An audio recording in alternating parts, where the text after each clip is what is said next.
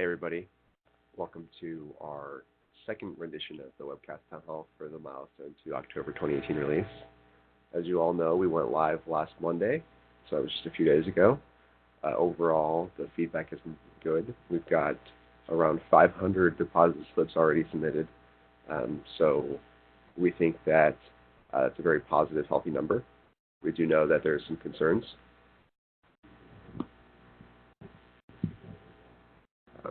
Still doesn't work? Okay. So I can go ahead and, sorry about that. Hopefully you guys can hear me a little more clear now. I'll just start over. So welcome to the Milestone 2 October 2018 release webcast Town Hall. This is our post-go live rendition. It is October 10th. My name is Corey Cortez.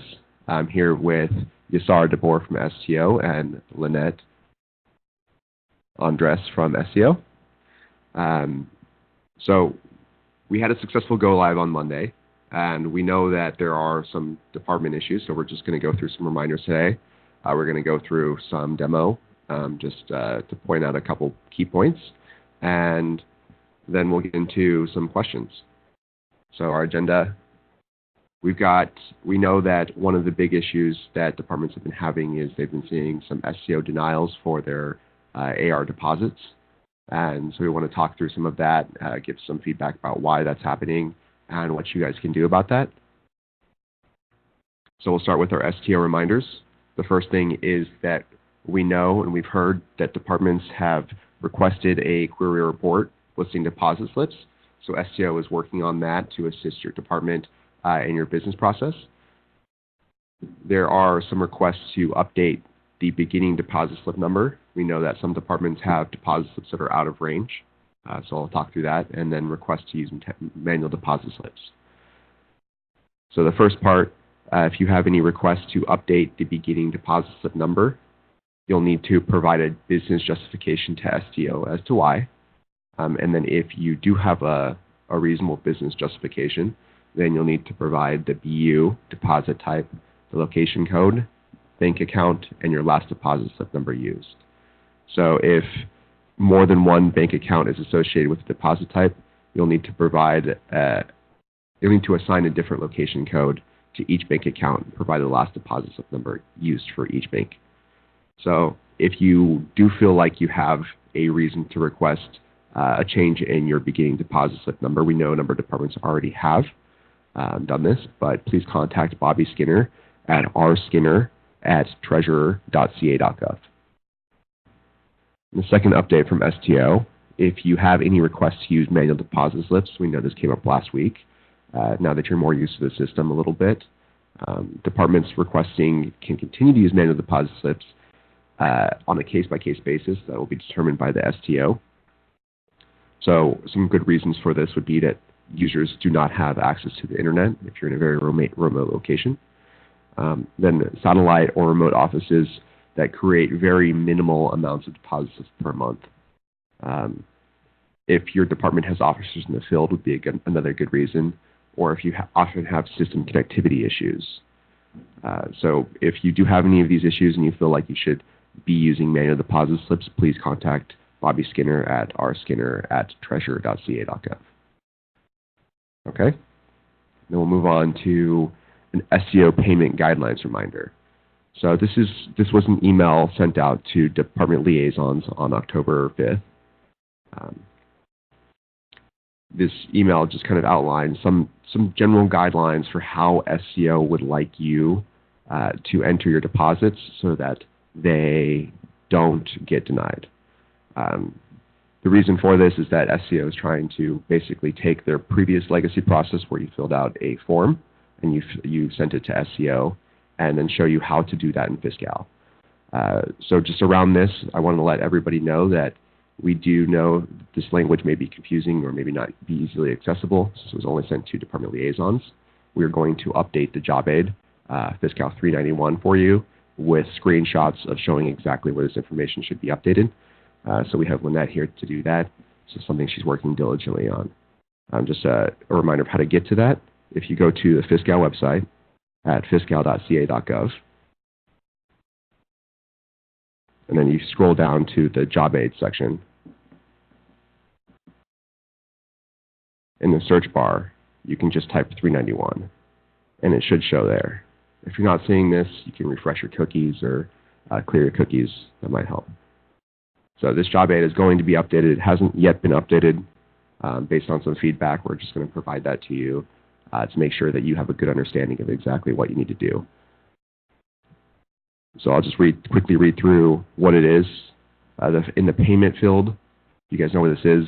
Later today also, Lynette will be doing a demo of what this looks like and point out the key areas of where you should be entering this information as part of the process, just so you guys can see it live. But in the payment field, you should have, when you have two entries in your $0 deposits, you'll have two payment sequences. Your first one should be followed by the _R to denote that it's a reversal, and an _C to denote that it's a correction. In the notes field, you need to describe the action taken by either entering rev for reversing or core for correcting, followed by the legacy document number. And so in this case, an example would be rev CR $XXXXX and your date. So whatever those X's would be your number. If that's the form number, and you can get that on your bank statements. In the legal authority and requests for reason field, you must state the purpose of the action and provide the following details. So you would say something like to correct reverse deposit ID, and then you'd enter that ID. Or this is a CR, any of the types of forms that you might be using, or JD number, and then you want to put the date. And then you'd want the reason or legal authority for that if you're citing something. And like before, when you attach documents to your form that you mailed to SCO, you're going to want to update and attach those to the payment. So that'll help you out. And then you want to make sure you're always doing your reversal followed by your correction. So now we'll get into a couple of reasons that SCO has been denying. We bucketed these into three areas. The first area is that they would have been denied previously. And so previously you would have sent in your CA 504 to do a TC 35 or 38. So this would be a correction or revision. And SCO had previous guidelines that you were required to follow. And typically, the turnaround time for these would not be very great because you have to mail this in and they have to respond by mail. Now you'll see that feedback instantly. So if you're not following the guidelines I just discussed, and that Lynette will show you later, and that will include in the job aid 391, then you will get denied. And so these guidelines are not new; they're just taking the old process and putting them into Fiscal. And so this really shows the benefit of the new digital workflow over our previous paper processes, as SCO has been turning around the payments in a timely fashion. Now, the second bucket are items that are newly required for approval. Previously, when you used your EFITs, for your TC47s to do your remittances, these did not require approval. Today, they do. There was a decision made by DOF and SCO leadership to do so. So, as part of this, we know that departments are looking for guidelines, and the controllers will continue to analyze all of the department submissions that are workflowing to them. And then they ask departments to be patient as SCO determines and communicates a new set of best practices for those EFITs TC47 transactions that are workflowing to SCO. And the third set or bucket of items are items that should not workflow to SCO. A good example here is the payroll ARs. So SCO has identified a set of payments that should not workflow to SCO, and a code fix is currently being implemented. In the meantime, these payments will be denied as SCO does not want this information to be double processed in SCO legacy. Currently, payroll is not part of the Milestone 2 functionality, and it's planned to be part of a future functionality that throughout the next year in one of the future milestones. But at this time, SCO had identified that it was workflowing and it should not be. If there are any other items like that that are identified, they will also implement the code fixes to make sure that that doesn't happen in the future. All right, and then we have one additional reminder from SCO about EFITs catch-up. We know that some of you departments may have entered in an EDF transaction last week, and you would need to do an EFITS catch-up transaction. And so I'm just going to quickly run through what that might look like. To record a catch-up deposit to apply payments that have not been remitted via EFITS, so like I just said, if this was something that you did in EDF, but you hadn't remitted yet, you'll need to create an AR deposit in Fiscal for the EDF amount. And then after the EDF deposit is made, or was made and posted to the uncleared collections in the CTS fund, there was a communication that went out to update that to the unapplied payments account from DOF.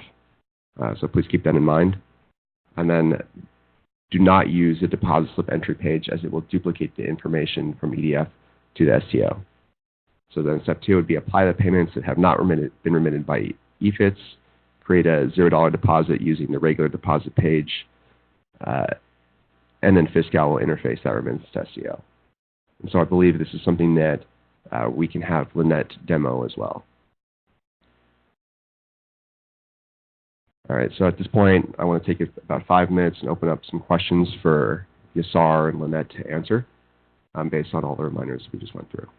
Alrighty, question number 1. How are departments going to record these APO items?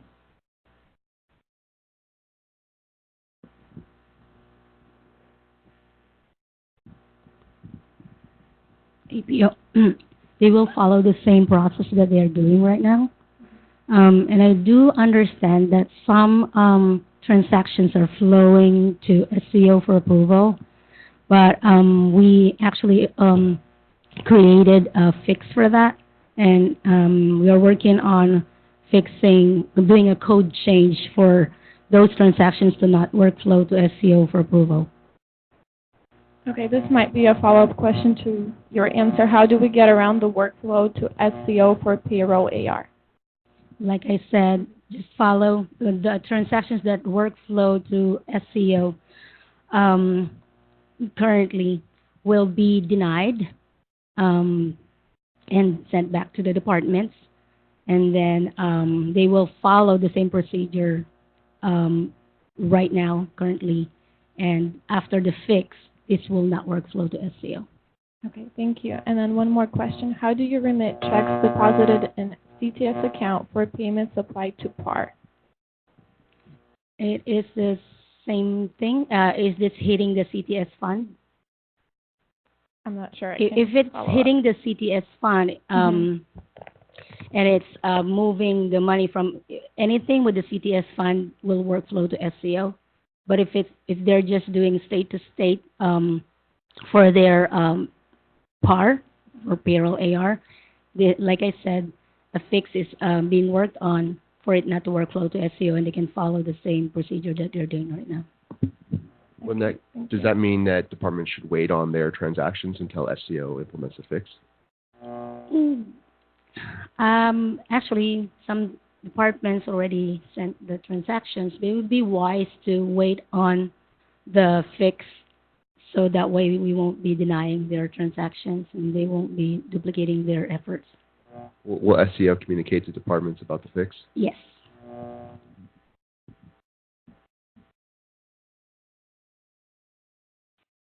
Do you have any other questions? Yes.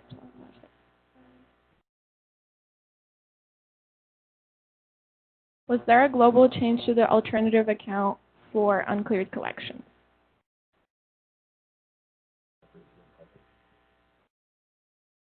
We'll invite Jeffrey. Yes. Something to say. So we do have Jeffrey Jew here today. There's going to be a change. The cash clearing system extension, it'll change to debiting general cash and crediting unapplied receipts. So that's the system change that's happening this week. So we're requesting departments to hit the unapplied receipts. And then starting October 13th, department could start continuing using the uncleared collection account. Okay, perfect. Thank you. Thank you, Jeffrey. All right, so now we're going to do a quick demo. We're going to start with deposit slip functionality, and then here is Yasar DeBoer.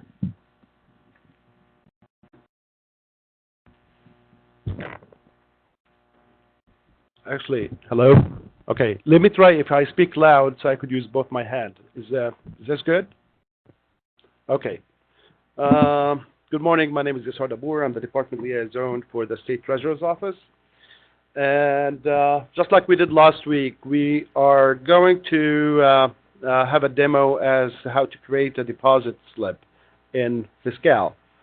Let me actually start with the start page.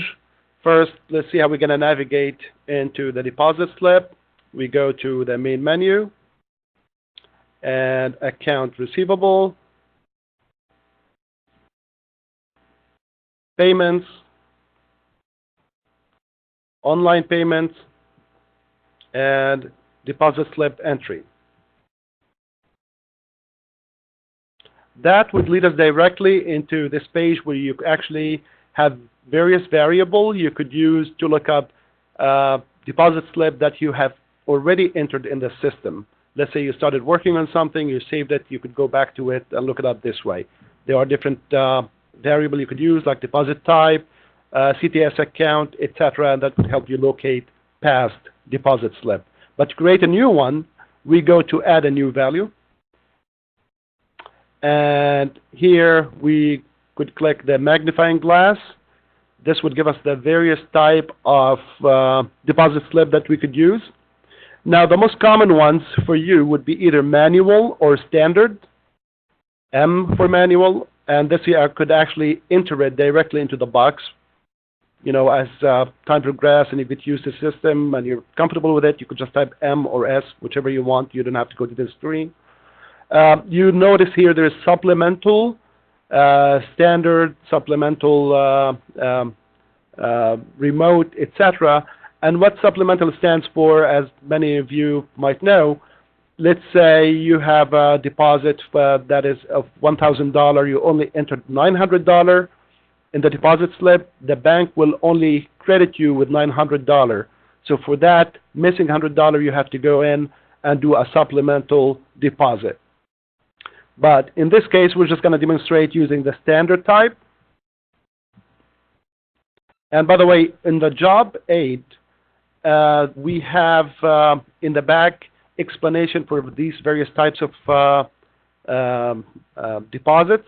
If you go to, and this is not the most updated one, we have a new updated version. If you go to the back, to the very end, now it's up to 10 pages, but actually we added a table. It will be 11 pages.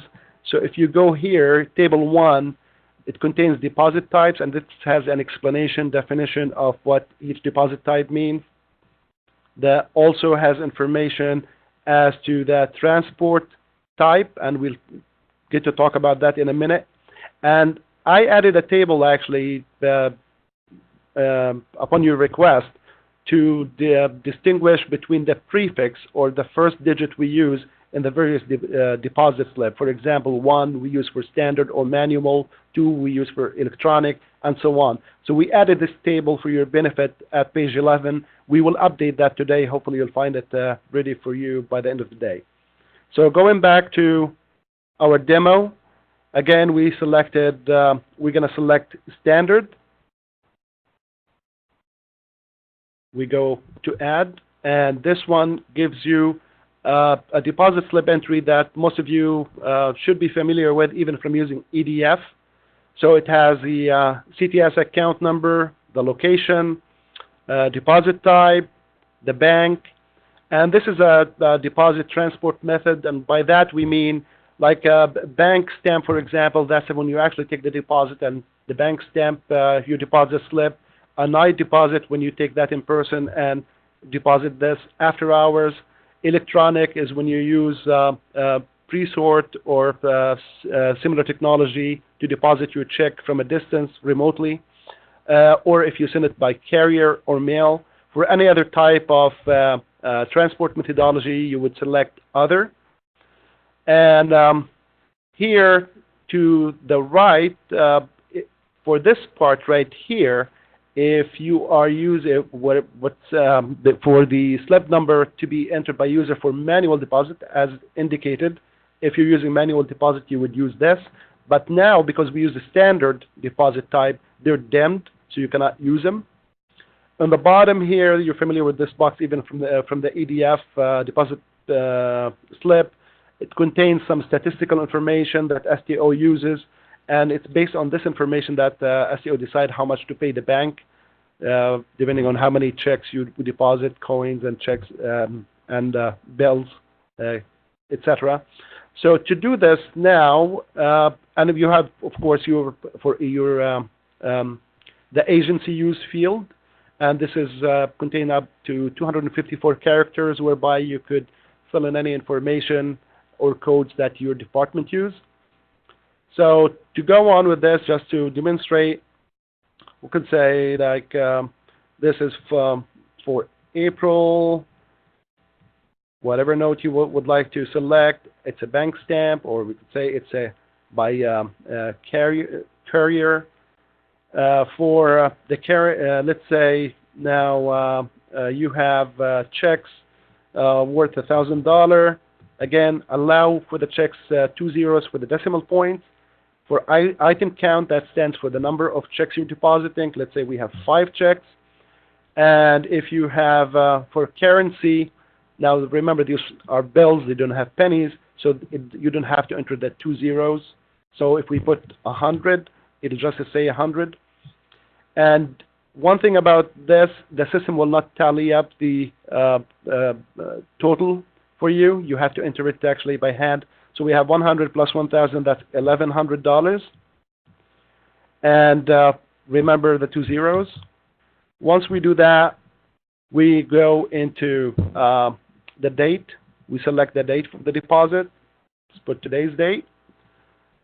We review the information. Again, the STO comment, that's privileged for STO use. Once you review the information, if everything is good, we go into deposit slip status. We change that from draft into ready. And once we are done with that, we move down to the bottom of the screen and we click on save. Now notice once you click on save, 2 things happen. You have a print deposit slip. Now it's highlighted. You could click it, or you could move on and to create a new deposit slip.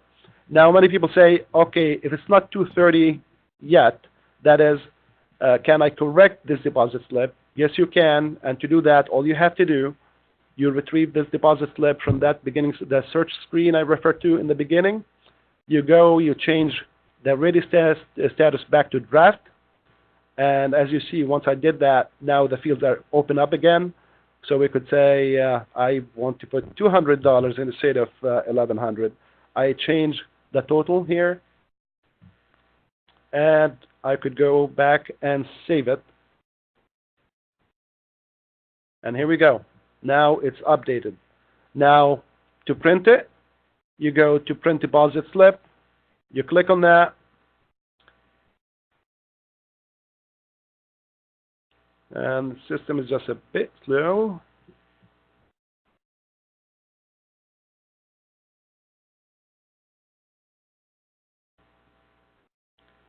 Pretty much this would actually lead to, the print page, that because this is a testing environment, so for you it would work much better. For some reason now I'm not getting the print page.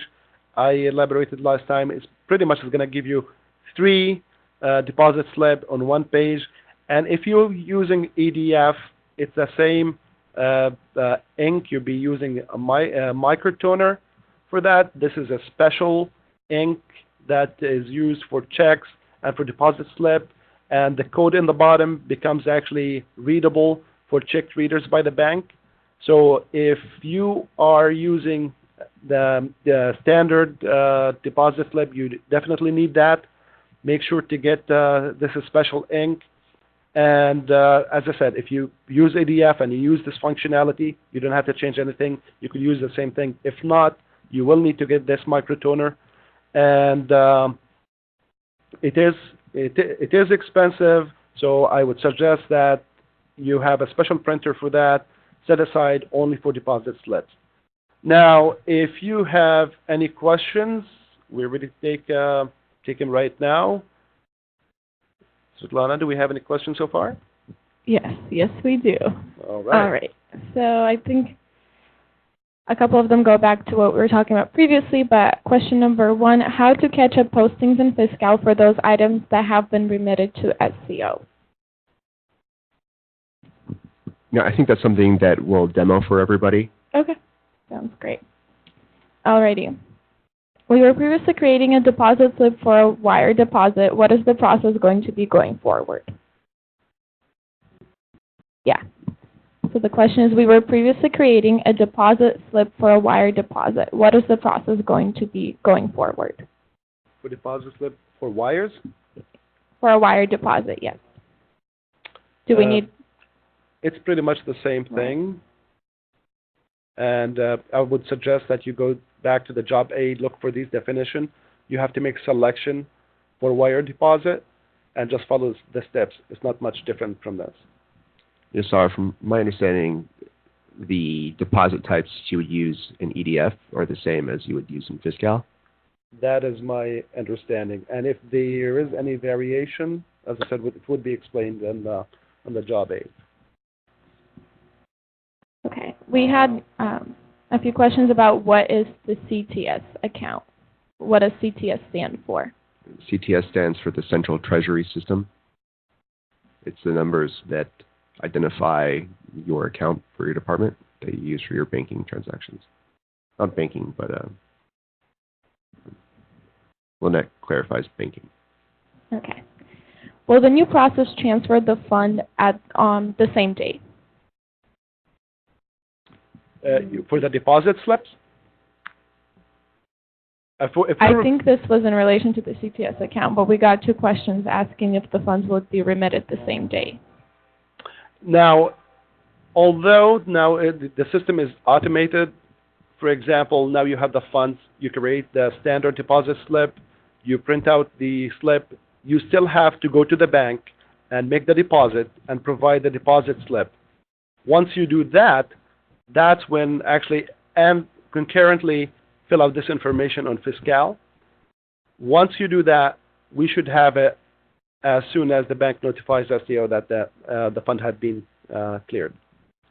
It is actually ideal to remit it to the state fund as soon as the deposit is made, but there are some departments that will not be able to remit right away as they are not able to identify where the money is going yet. And so when the deposit slip is created, it will create a shell for the regular deposit. It will create the deposit ID, and then you can remit the payment whenever it's they identified where the money is going.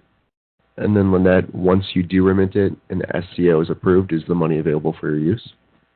Once it's remitted and approved by SCO and it passed the budget check, yes, and it populated the correct accounting entries, the journal is generated, yes. Okay, we have a ton more questions coming in. But real quick, I wanted to go back to uncleared collections. We had several participants express confusion, and they were asking if there will be a communication to departments regarding the use of uncleared collections. Then we also had Esther and Michelle from DOF pitch in and say that there are no changes with the uncleared collections, and it's ALT account, business as usual for departments. So if you could provide more clarification on the uncleared collections account and if departments should be expecting a communication sometime in the future. So in regards to unclear collection account, we're requesting for this particular week that when they have a deposit and not sure where to remit the money, in this case to a state fund, to use the unapplied receipt account. And by the end of this week, that the unapplied receipt account should have a 0 balance. And starting on October 13th, department will be able to use the unclear collection account for any deposit that they're unsure of where to remit the money first. So they could, as of October 13th, continue to use the unclear collection. So for this week, they're supposed to use unapplied receipt. Next week, unclear collection account. And then to move the money from unclear collection account and remit to state fund, they'll do a $0 deposit. So Jeffrey, it sounds like For this week only, there's a change for departments, but for starting next week, there's no change. Correct. And so for this week, they should move the money from the uncleared collections to the unapplied payments account. There was a communication that was sent out to your department liaison about this, so hopefully you can reach out to your department liaison for more information on that.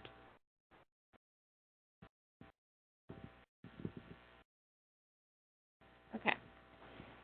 Can departments create their own regular deposit before the 2:55 p.m. batch run when the deposit slip is on ready status? Or is this function only available for SCO processor role?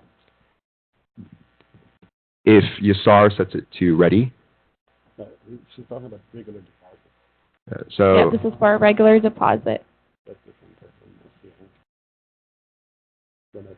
So, when the deposit slip is created and is in a ready status, they could actually click on and then create the regular deposit. It will create the deposit ID, and yes, it is ready for processing. Perfect, thank you. There has been a request to provide a demo using the deposit type remote, if possible. Sure. We can Okay, do that. and then,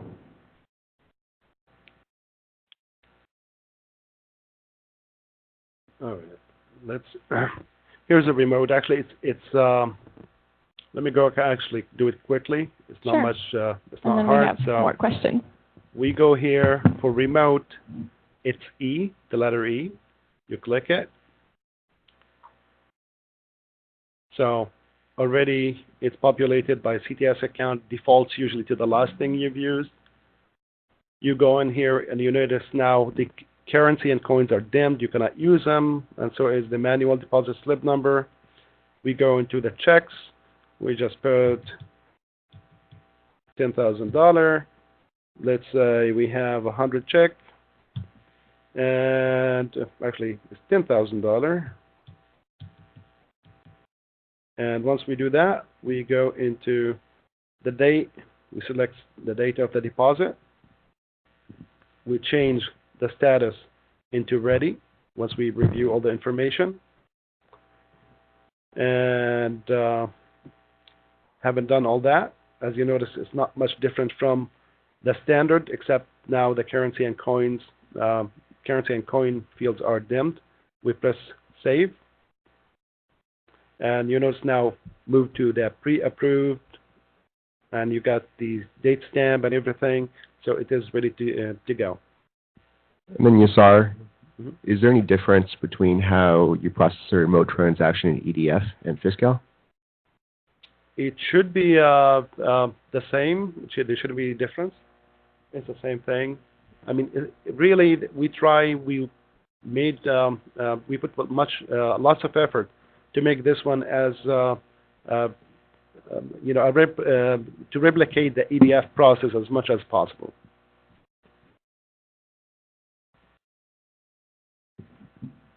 Okay. So we have had quite a few questions on how to get a daily deposit report for all deposit slips created that day. We had a department say that we attempted to get these yesterday per the training received, but no data went to the report. I think that's what Corey referred to in the beginning of the presentation, that STO is working on providing a report for the deposit types, for all the deposits for that day. So it's something we're still in progress. We're working on it, and we will, once we have it ready, we will communicate with the department to notify them. When the report is ready, along with any communications from SCO, we're going to try to batch those communications together so that we don't flood your inbox with a ton of different communications around the same type of topics. If these town halls or these webcast town halls are successful, it seems like we're getting some good feedback about them now. We can attempt to schedule some more of these to continue to answer your questions throughout our entirety of the SCO release, including additional milestones and additional changes that are upcoming. So that's something that we can look at doing as well. So if you have positive feedback for these, please let us know. Okay.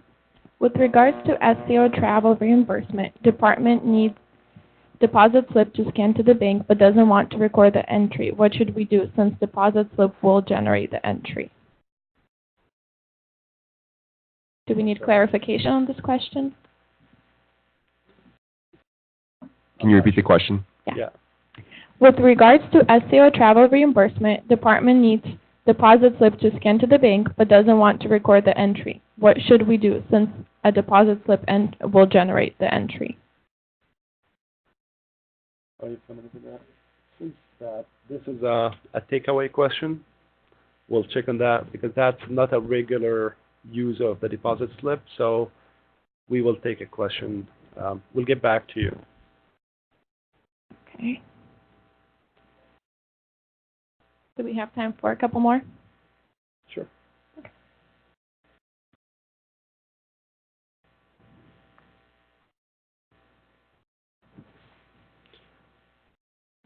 Okay. Is the CR $ going to show up on the bank statement or SCO tab run? And is the CR $ replacing the CREJE document? The CR $ will replace the CRE for fiscal departments, yes. And it will show on the tab run.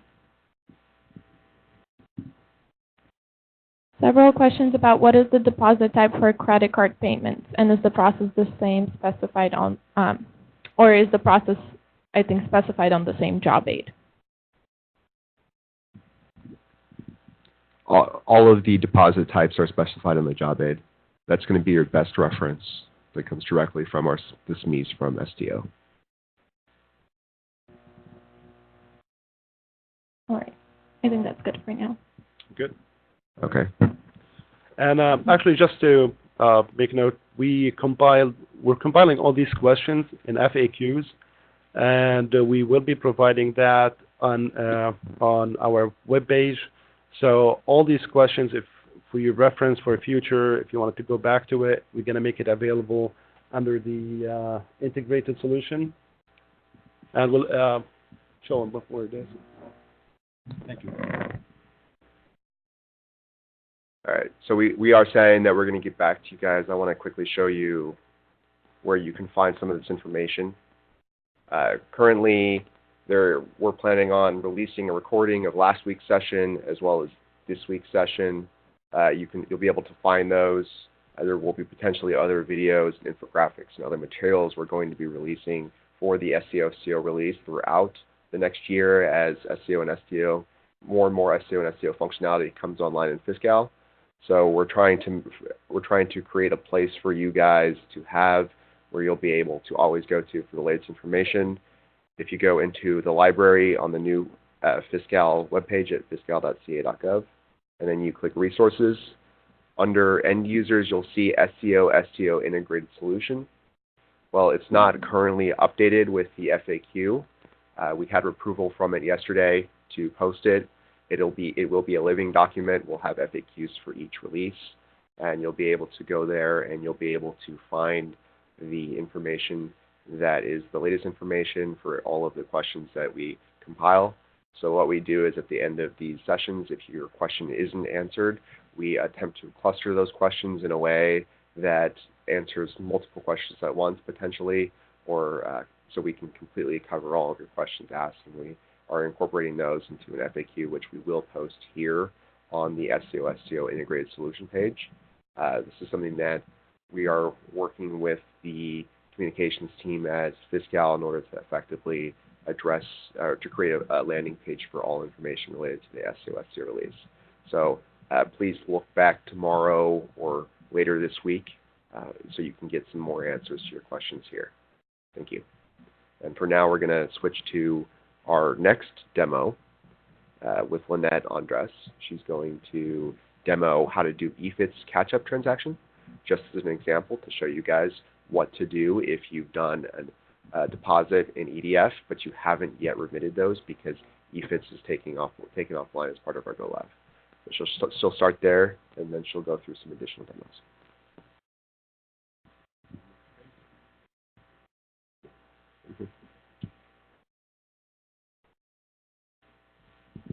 Good morning, everyone. Good morning, everyone. Yes, I'm Lynette Andres, and as Corey mentioned, we are here to continue what we have started from last week's webcast. We are here to do some frequently submitted transaction demonstrations that are being submitted to SEO for approval.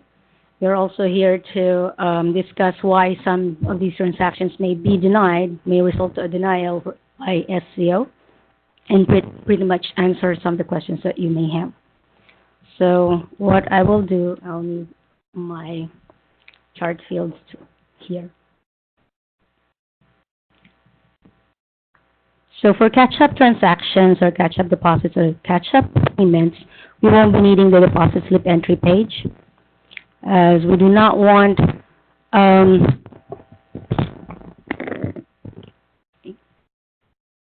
these deposits to be duplicated. So we will instead use the regular deposit page. Let me start first so you'll be able to understand. Let me start by creating a catch-up deposit.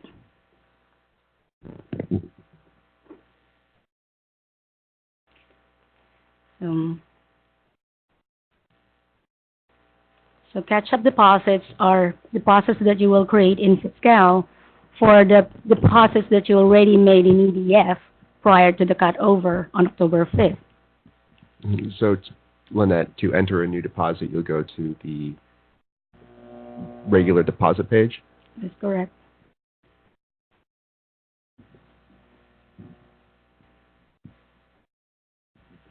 And so now that you've entered in a new deposit, did you use the next functionality? That is correct. So, And this is a similar process that departments are doing today to mirror their EFITS transaction? yes. Actually, this is not to mirror the EFITS transaction. Mirroring EFITS transaction is, for the fiscal departments, what they do today is they enter the deposit in the deposit slip entry page, and then it creates a regular deposit where you can apply your payments and create your accounting entries. However, for these catch-up deposits, it's different because, let's say, for instance, this first scenario that I will be creating is for a deposit that was done in EDF prior to cutover of 2/30 on October 5th. However, because the departments didn't have time whatsoever, for whatever reason, they were not able to apply the payments in EFITS. Okay? So in order to do that, we have to capture that deposit in Fiscal as well as the payments in Fiscal. And the payments, when it's applied in Fiscal, will be interfaced back to Legacy in order to record that in the book of record. So what I'm doing right now is a catch-up deposit that they would have done starting October 8th. Okay, and also because of the new account that we're using, which is called the unapplied receipts, we are also going to show you how to hit that unapplied receipts as opposed to uncleared collection that I do understand the departments already used when they created their catch-up deposits and catch-up payments on October 8th. Okay? So now we will show them how to do it starting today and going forward till October 13th. Okay, so the bank code that I will use here is, I'm using BU5175. Oh, actually, the bank code. Okay, and because this is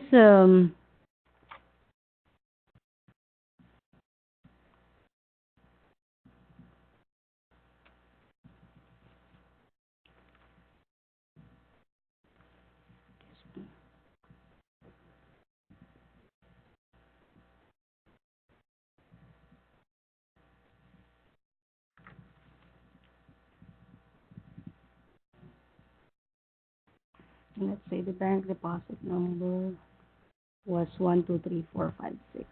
And so the bank deposit number, that's where you would enter your EDF deposit slip number? That is correct.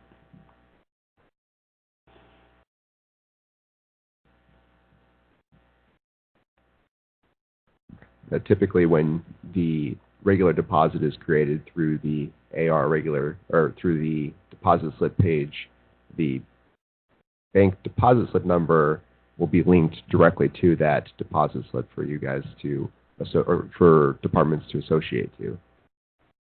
But since this is a catch-up transaction, you'll need to make sure you enter in the bank deposit slip number that you use through EDF, or through a manual deposit slip if you did it through a manual deposit slip.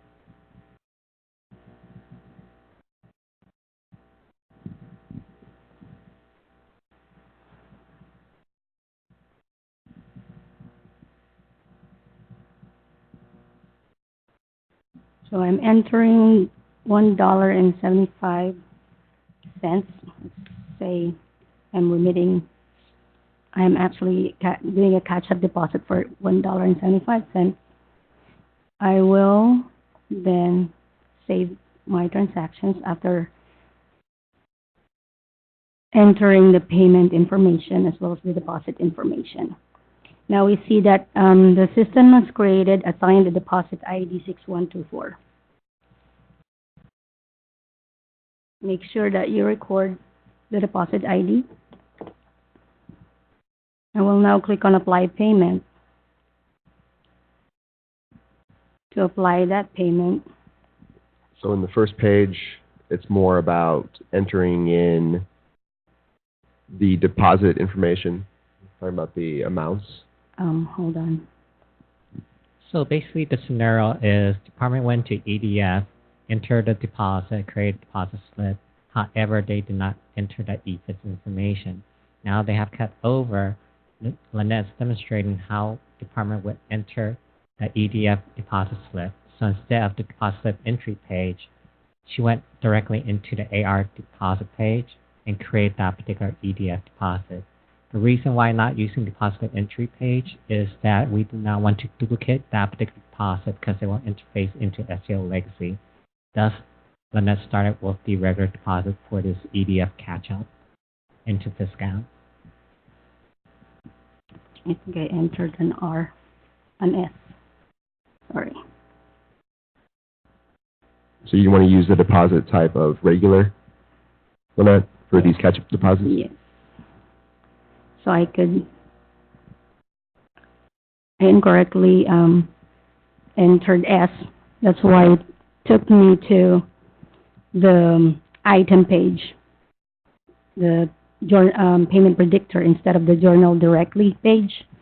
So when you enter an R deposit type, it'll take you to where you can apply it as a journal direct. So. And you'll want to apply journal directly if there are no open AR items? That is correct. In this scenario, we are using just direct journal where there are no open items related. After I hit the journal correctly, I will now click Apply Payment. So it will take me to the accounting entries page where I can enter my accounting entries. And here, I will enter the amount.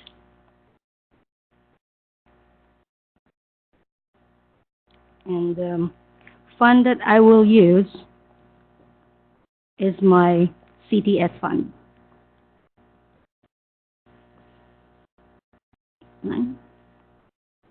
For enactment year 2018.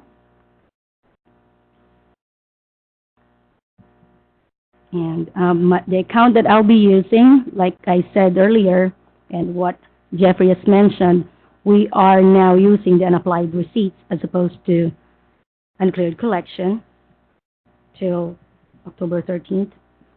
So instead of using... For this week only? For this week. Yes, for this week, which is till October 12th. So instead of entering 2090100, I will be entering 2090050. Let me double check to see if this is the correct account.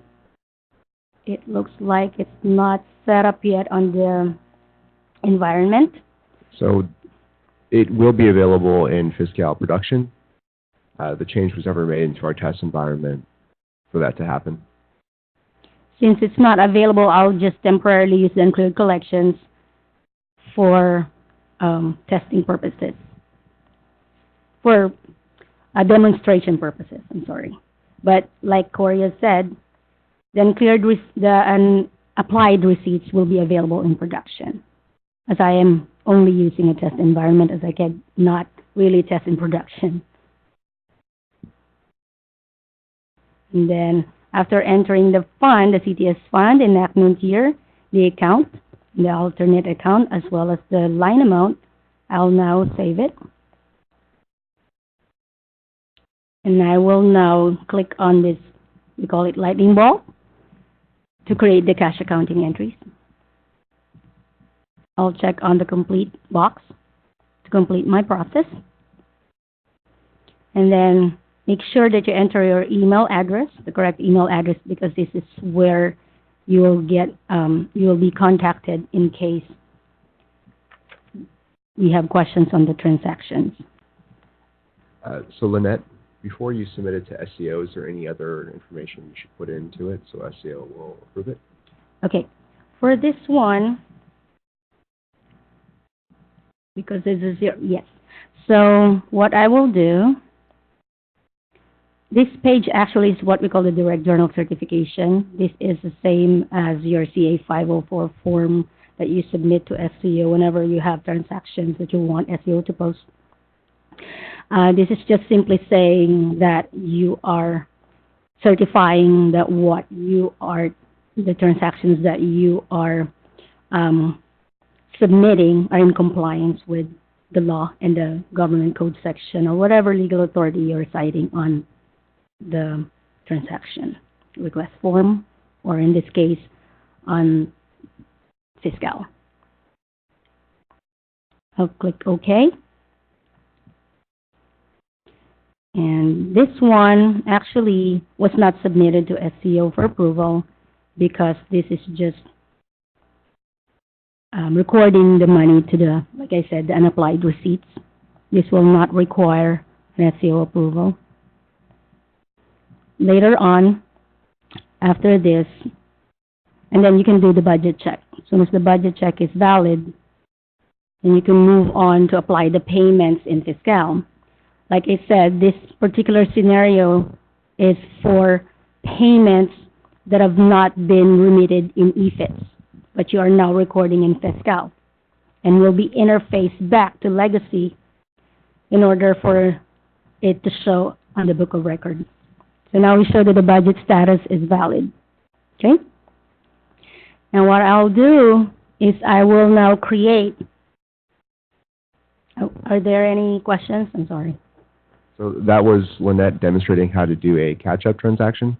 Mm-hmm. For information on what will and will not workflow to SCO for approval, refer to Job Aid Fiscal 391.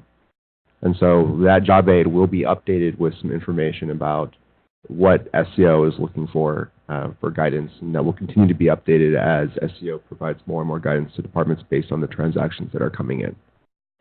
Mm-hmm. Are there any more questions? Yes. 1 second.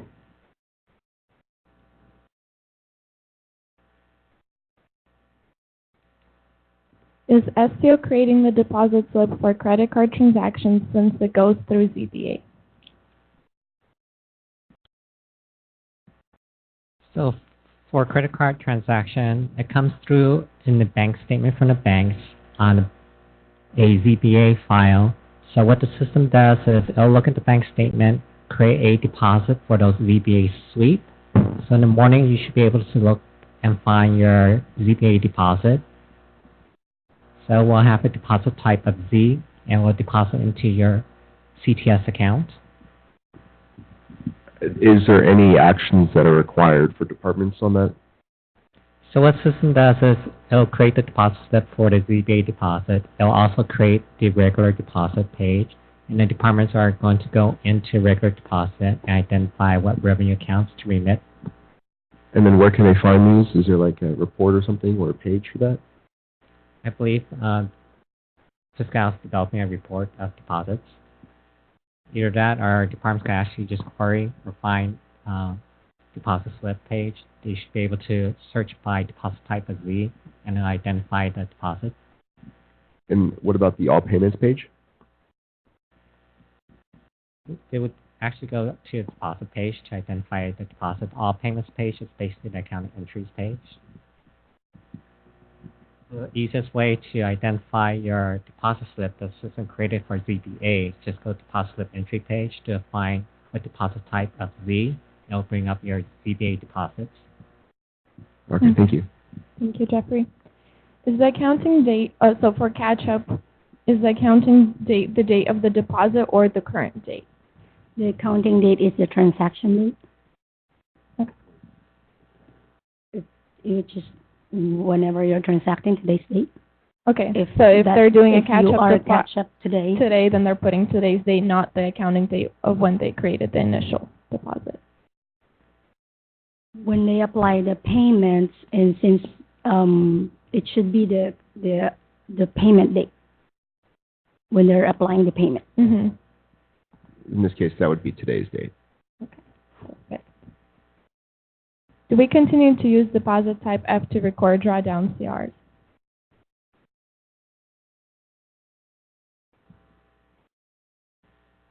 You know, I haven't heard of any changes to drawdowns or CRs, but we will have to get back to you on that question. Okay. So, and I think this is just a clarification question for Lynette. The demo for the catch-up deposit is using bank 0000, but if I do so, the deposit would not show up in my bank reconciliation. So from my understanding, that was just for demonstration purposes, right? And they can input whatever bank number they need to in that field. That is correct. Okay.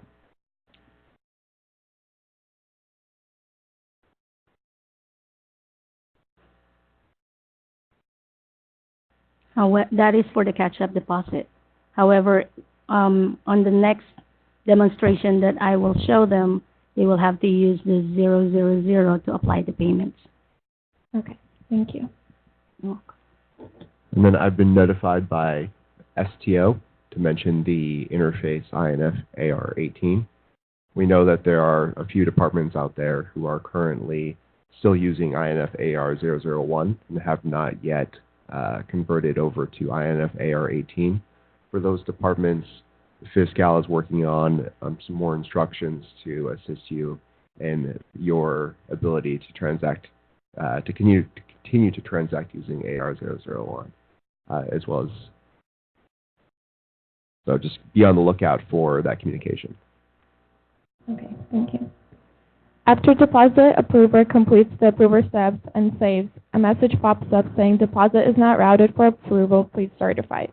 The reason for request is mandatory. These steps are new as of 10/8. Is there a job aid that addresses this new certification? That is a good question. Are they trying to do a regular a TC47 or remittance? Well, or is this a correction as a TC3538? So, Lynette, we do have a job aid.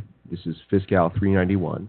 That job aid will be updated with additional guidance for how to enter in your payment ID, your legal authority, and any notes you'll need in order to assist SCO with approval. Exactly. You're right, Corey. Right now, we do have, from SCO, we do have communication that actually went out on October 5th as to what SCO would like to see whenever they're trying to enter a correction as a TC35 or TC38. However, we do have new, I may say, additional transactions that will now workflow to SCO for approval that didn't workflow to SCO when they were using EFITs, when the departments were using EFITs for their remittances, right? So for remittances in EFITs in the past, transactions like crossing GLBU and all that, or abatements, they didn't workflow to SCO for approval because the department would just enter the counting entries in the EFIT system, and then it'll just post to the legacy system. However, now some transactions will actually have to be workflowed even though they are TC47s. Some TC-47 remittances with the normal signs will not workflow to SCO for approval. However, remittances with abnormal signs, or what we say contradicting to the normal sign, let's say a revenue will have a credit, right? A normal sign for revenue is a credit, normal sign for expenditure is a debit. So anything that is showing a different sign, a reverse sign, will actually workflow to SCO for approval. So SCO is currently working on those particular transactions, and they want to see from the departments what they want to see on the legal authority and reason for request, and then a notice to approver. They're working on that, and this will actually be sent for approval, and will be a part of the updated job aid that Corey is as mentioned. So all guidance will be part of or updated into that job aid Fiscal 391. There will also be communications coming from Fiscal and SCO to outline any kind of additional guidance that SCO will provide. And this has to do with SCO analyzing the transactions that are coming in. But for now, the best advice that we can give you is provide as much information as possible. And SCO will also be reaching out. They might be able to call you. So any extra information that you can provide or documentation supporting what you're doing will help. So like I said before, just SCO is continuing to analyze the department's transactions as a workflow, and they ask departments to be patient as SCO determines and communicates a set of best practices. Okay. And go ahead. There's a follow-up question. Is the certification page to be used for the entire deposit or one for each line item? It will be for each payment sequence. The payment certification will be entered. Okay. And then this one's for Jeffrey. What will happen if we continue to use the uncleared collection account? We were told to use this account and have changed our systems. That's my question. And have changed our systems to interface with this data. Would that mean we need to reprogram for the next few days? Correct. So for this week, we're asking departments to use unapplied receipt starting the 13th of October to use unclear collection. And so, Jeffrey, what will happen if they don't? So basically, what they're trying to do is by end of this week, they want to make sure that the unapplied receipt account will have zero balance, unclear collection account will have zero balance, so they could cut over. For the new cash clearing extension, new cash clearing extension will be debiting general cash and crediting unclear, or actually crediting unapplied receipts. So it's debiting general cash, crediting unapplied receipt for the cash clearing extension. And what will happen if the uncleared collection doesn't have a zero balance on Friday? I'm not sure if we'll be notifying departments to make sure that they have zero balance for that. So that's the discussion with Department of Finance. So the current recommendation is to use a $0 deposit to move those funds to the new account. Could departments do that at the end of the week? As long as both accounts have zero balances. Okay, thank you. There was a request to please demonstrate the catch-up entries of TC30. Would that be possible? So let me read the full.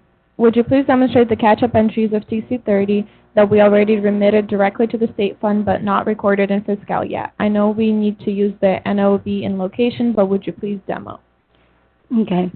For catch-up, TC30 is an inbound interface, so it's not going to change for SCO. It won't change for the departments unless they want to make a correction to the entries, to the original TC30 entries. Okay?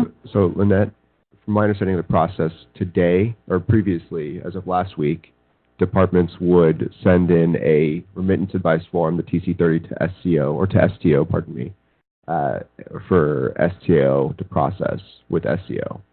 And then they would mirror that transaction in Fiscal. However, from my understanding in the future is that you no longer need to mirror that in Fiscal. SCO will now create those deposits on your behalf.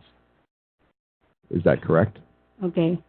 For TC30 transactions, okay, because we are in using the integrated solution, right? TC30 transactions will not change as this is actually inbound. So everything goes to legacy right now. The change that they are talking about, the department is asking, is the NOB. Let's say you want to make a correction to the original TC30 transaction that you that got posted. So for the departments, there are certain transactions that will be allowed. Let's say the departments would like to move the money from the... The question is... want to know the NOB. The question is, though, do departments need to do any catch-up work for TC30s at all?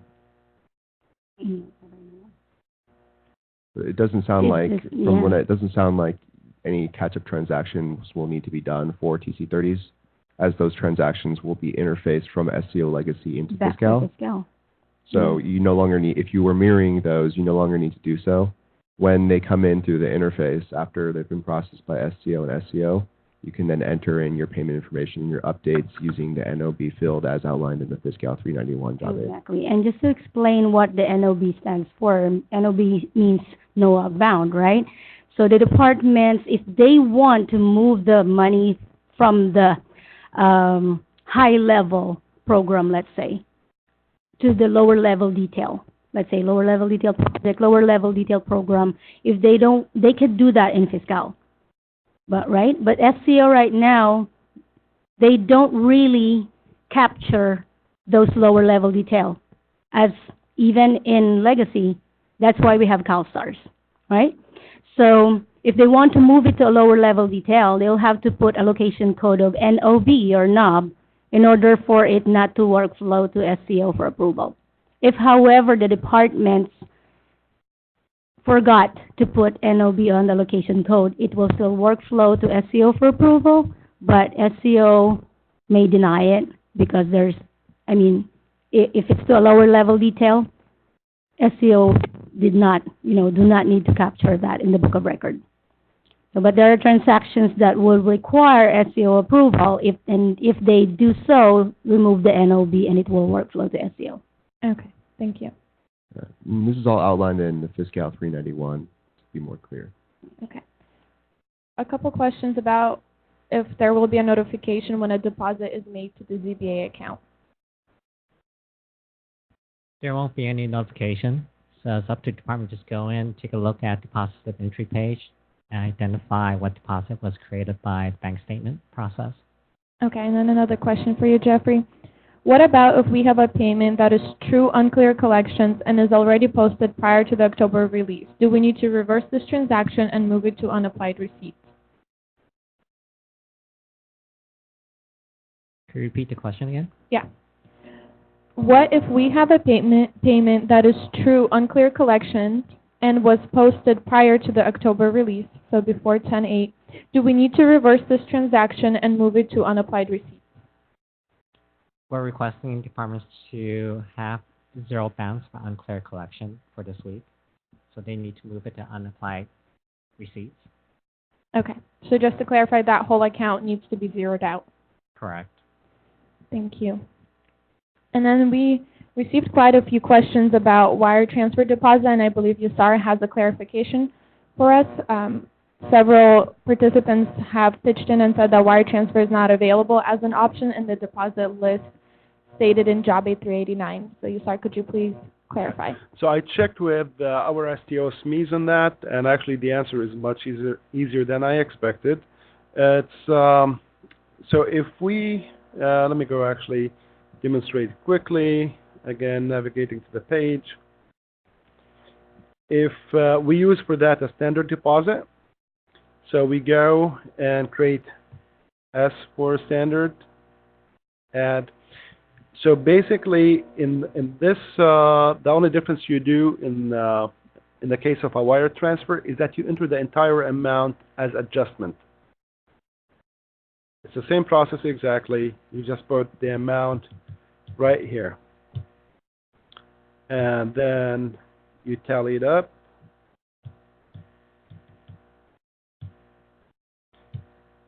You select the date of the deposit. You change the status into ready, and you save it. So that's what we use for a wire transfer, my understanding. If there are any more questions or detail, if you would like more details, please do email us, and we'll make sure we'll contact you with further information.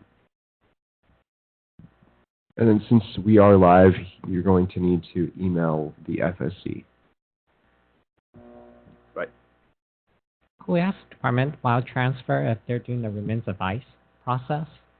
I think this is related to the question on the TC30 catch-ups.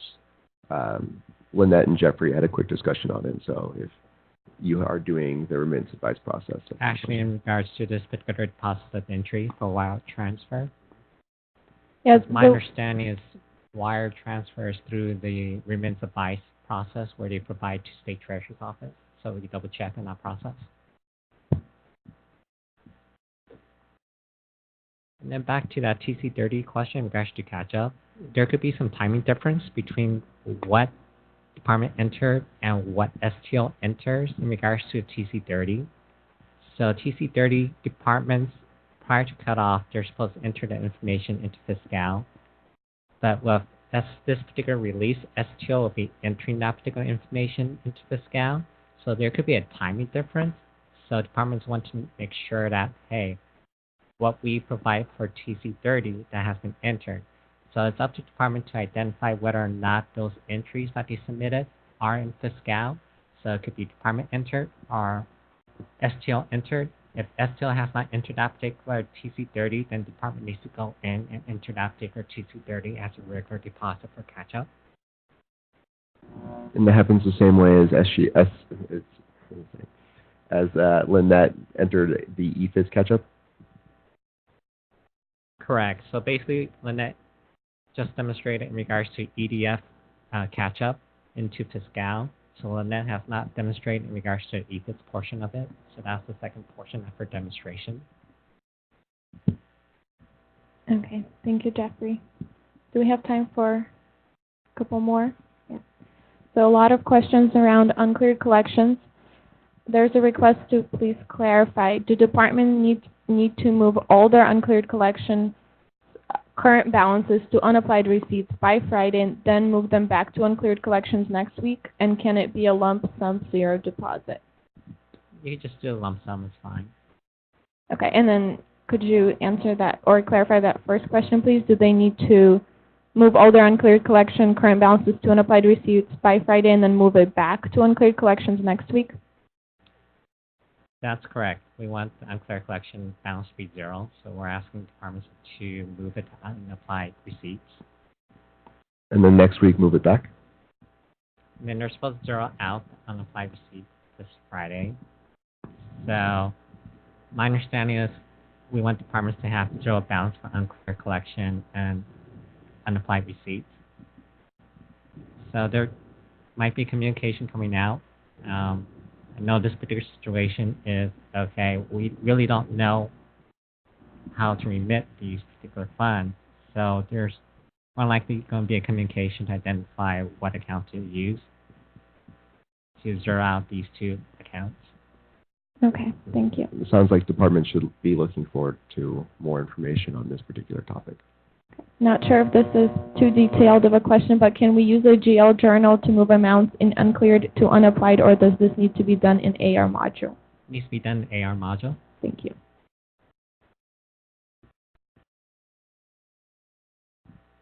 Okay. Yeah, and just more questions about having a written communication regarding moving uncleared collections, and sounds like that is in progress. So for the print slip, actually, I figured out what was wrong here. We have it up on the screen. The only reason was I had a pop-up stopper, and that's what it is.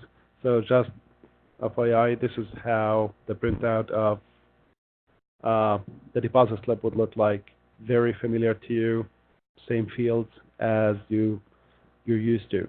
Nothing different, really. Okay. We're going to have Lynette come up and do her $0 deposit examples, corrections, and abatements.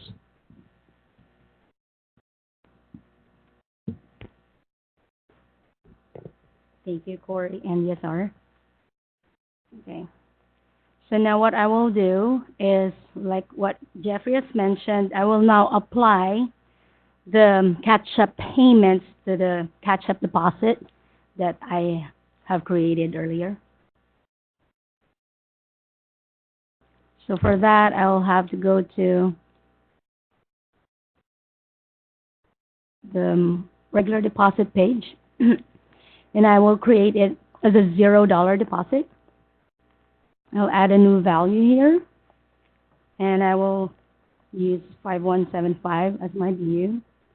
And I use the deposit ID as the next deposit because this will be assigned a different deposit ID than that of the catch-up deposit.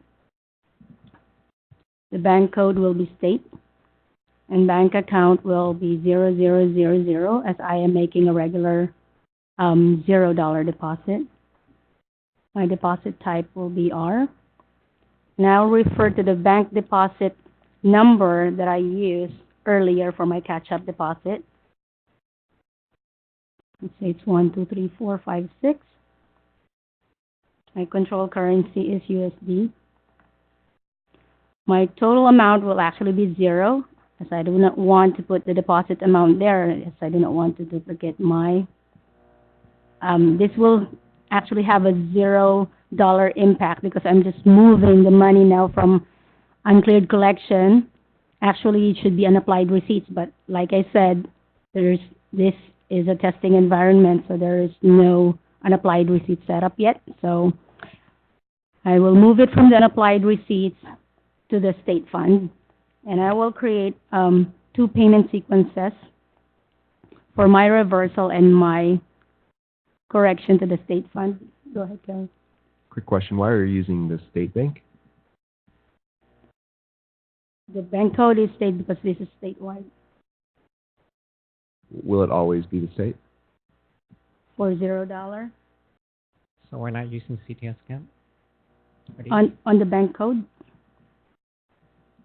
The bank account will be 0000 because this is a $0 deposit to apply the payment. So far, all $0 we're sending you state bank.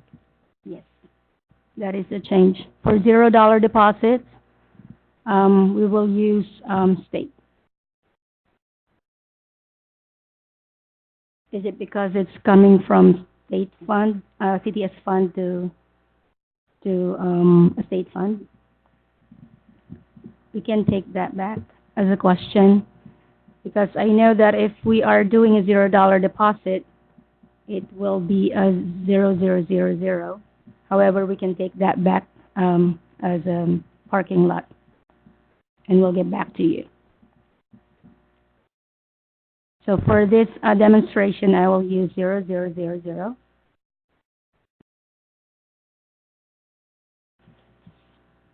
And this time, since I am doing a $0 deposit that will workflow to SCO for approval, I will have to enter my payment information. On the payment ID, I will use the payment information, the payment ID that I used earlier for my catch-up deposit, and I will enter an _R to identify that this is my entry for reverse. This is my reversal entry.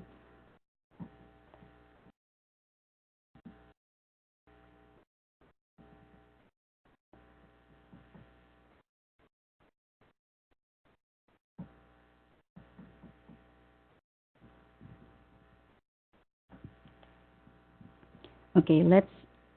The The I bank you believe. use here should be the same bank that you use in your original deposit. In this case, Lynette used a state bank in her original, and so it should be a state bank here. Actually, I used 0000 for demonstration purposes Yes. earlier. That's why I'm using the bank account 000 now for my payments. But Jeffrey is saying that it should be the CTS bank account. But since for my catch-up deposit earlier, I used the 000, and that's the reason why I'm using 000 here. But going forward, if it's impacting the CTS, for $0 deposit, we should use bank account as the CTS account. So basically, if you have a TC35 or TC38, which are corrections to state fund, then you use bank 0000, the statewide bank. However, if you have just CTS fund remitting from CTS fund to state fund, it's usually your CTS bank account that you'll be using. Thank you, Jeffrey, for the clarification. So I'm applying the payments the following day for 10. Now I'll create another payment to correct and move the money from the uncleared collection or unapplied receipts to the state fund.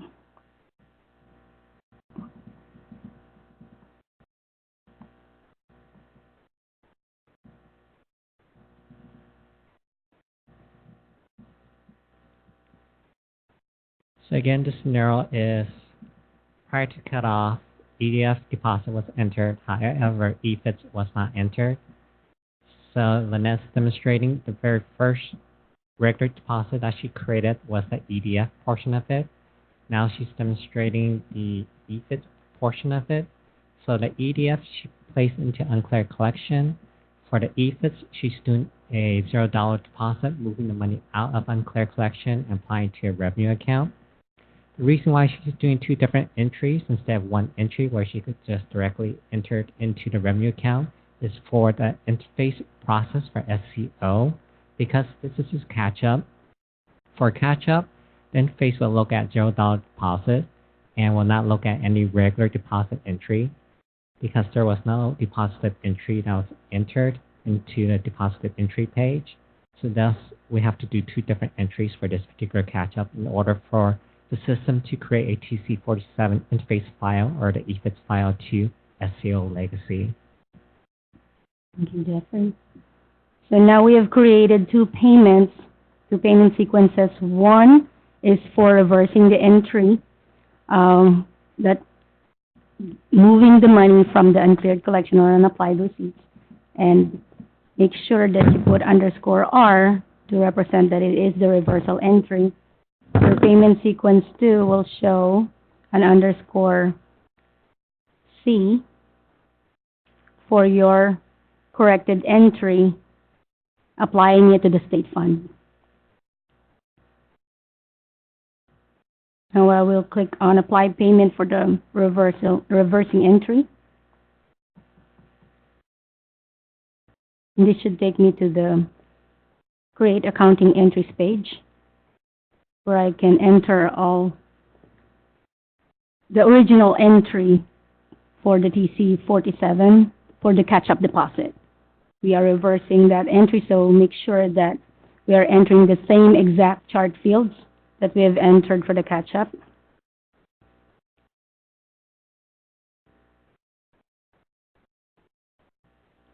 So I am applying the entire payment of $75 for this. The fund that I used earlier was the CTS fund. My enactment year for that was 2018. And the account I used was the uncleared collection. And to reiterate, going forward, this is now available in production to pick the unapplied receipts instead of the uncleared collection for this week. Now save it. Click on the lightning bolt to create my cash accounting entries. I will click complete, complete my process, and you would get a message that says deposit is not routed for approval. Please certify and click on submit for approval button to route. So click OK. This is just telling you that this will actually route for approval, but you need to certify first under penalty of perjury that what you are entering here are true and correct and in compliance with the legal authority you're citing. Like we mentioned earlier, we do not, FCO is still working on the legal authority and reason for request that they would want to see the departments enter whenever they're submitting these types of transactions. Since we do not have that yet, and SCO is still working on it, we would want, for the departments to put us more information, all the information that they think SCO will need in order to approve this particular transaction. You will cite your legal authority here for doing this and reason for request. Reason for request could be catch-up payment that have not been remitted in IFITs, but now will be remitted in fiscal, something to that effect. We will also, okay, you can say to record catch-up payments that have not been remitted in IFITs prior to cutover, something to that effect. And if you could also attach, there's an attachment link here where you could put all your supporting documentation for SCO to review and approve your transaction.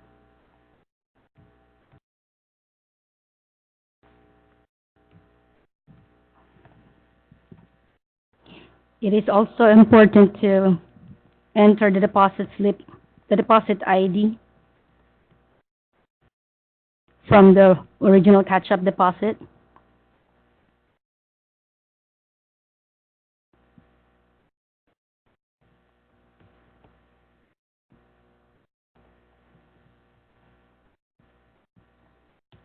And applied out for this, I can say uncleared collection or unapplied receipts, whatever you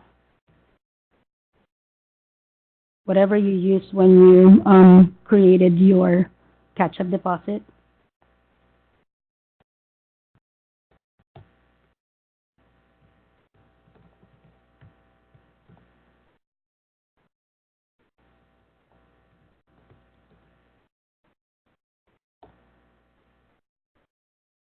And like I said, reference the original deposit ID that got assigned when you recorded your catch-up deposit. In this case, it was 6124.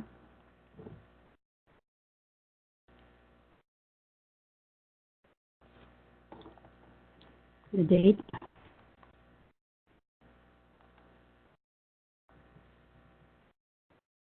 And if it already interfaced, you can also type in whatever journal entry or RA number, whatever journal entry was assigned to that deposit.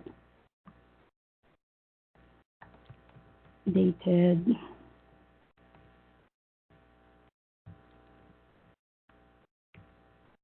And if you have attachments, you can say see attached. Okay. And the notes to approver, like I said, we are still working on it. SEO is still working on what they would want to see on the notes to approver field coming from the departments when they submit their transactions. So let's say we can copy this. The notes to approver field will actually have like 25 characters. So we can say, I will not guess, but I'll just tell you that this has 25 characters. You can say something like you're reversing uncleared collection and then putting the money back to I'm moving it to the state fund, something like that. Would you mention why you're moving it to the revenue account? We are moving it to the state fund because that's how payments are to be applied. Okay, so you will apply your payments, moving it from the cleared collection or from your CTS fund to your state fund, so that the money is now in the cash interest, state treasury.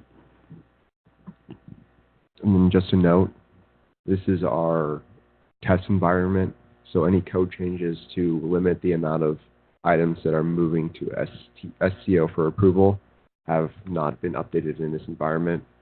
So there's a possibility that you may not need to send these catch-up transactions for approval. Thank you, Corey. And then this is where you will enter your email address, your phone number in case SCO has more questions for you on the transactions that you submitted. So make sure you enter your correct email address, and this is also certifying that what you are sending are true and correct and in accordance with your reason and legal authority.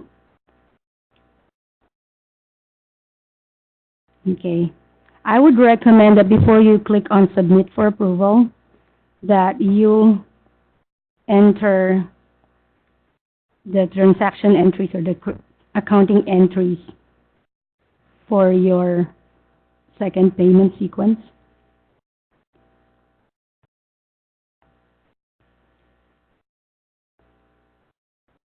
Make sure that you complete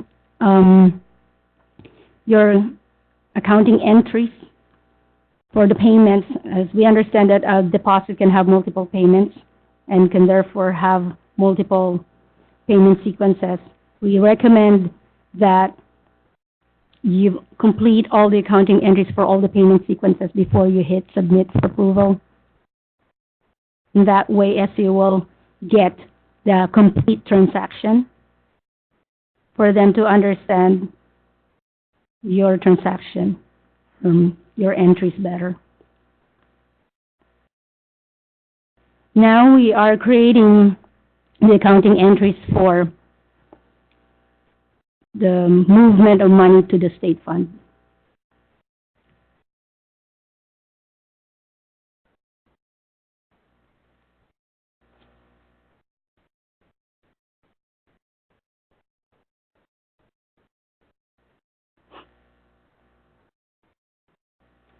Let's move it to general fund. Same enactment year 2018. And the account for this one is the state revenue account.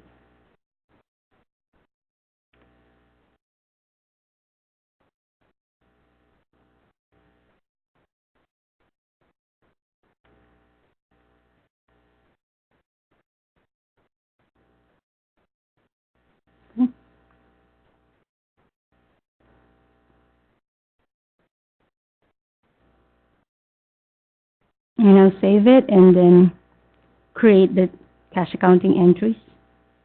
Click complete and save it. Now you'll see a message that deposit's not routed for approval that you need to certify. Make sure that you certify before you submit for approval. Like I said, actually the payment sequence 1 legal authority and reason for request field will get inherited on the payment sequence 2 page. And you can enter your notes to approver. Like I said, it's at 25 characters. Make sure you enter the date of the original deposit.